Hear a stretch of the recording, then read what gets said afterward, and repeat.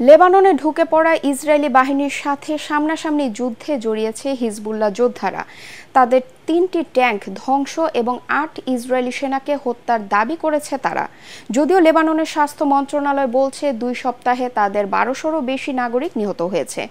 যে কোনোভাবেই যুদ্ধবিরতির আহ্বান জানিয়েছেন প্রধানমন্ত্রী নাজিব মিকাতি। কেরামতুল্লাহ বিপ্লব জানাচ্ছেন বিস্তারিত। স্থল ও আকাশপথে হামলা চালিয়ে 2 দিনে লেবাননের প্রায় 40 কিলোমিটার ভেতরে ঢুকে পড়েছে ইসরায়েলি বাহিনী। কিন্তু এই অবস্থাতেও পিছু হটছে না হিজবুল্লাহ যোদ্ধারা।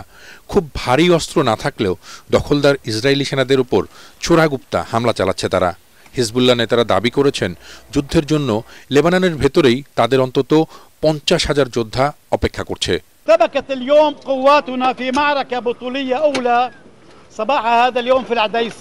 এদিকে রাজধানী বৈরুতে তৈরি হয়েছে সীমাহীন উদ্বেগ।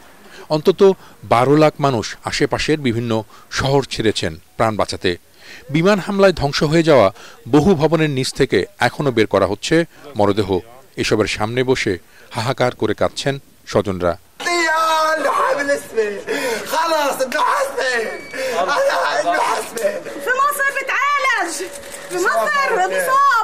পরিস্থিতিতে উদ্বিগ্ন লেবাননের অন্তর্বর্তী সরকারের প্রধানমন্ত্রী নাজিব মিকাতি নিরীহ মানুষজনের জীবন বাঁচাতে যে কোনো মূল্যেই এই যুদ্ধবিরতির আহ্বান জানিয়েছেন তিনি।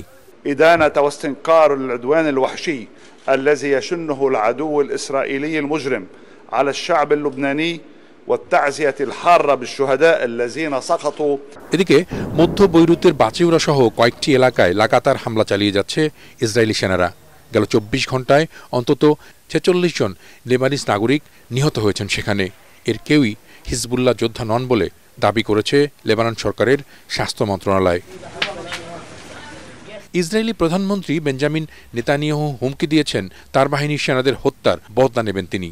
হিজবুল্লাহ ঘাঁটি নিশ্চিহ্ন না করা পর্যন্ত তাদের অভিযান বন্ধ হবে না বলেও জানিয়েছেন নেতানিয়াহু।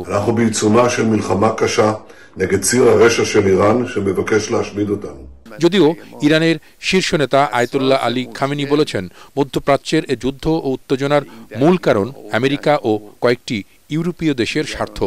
মার্কিন উপস্থিতি মুক্ত হলে এ অঞ্চলে শান্তি ফিরে আসবে বলেও জানান খামেনি।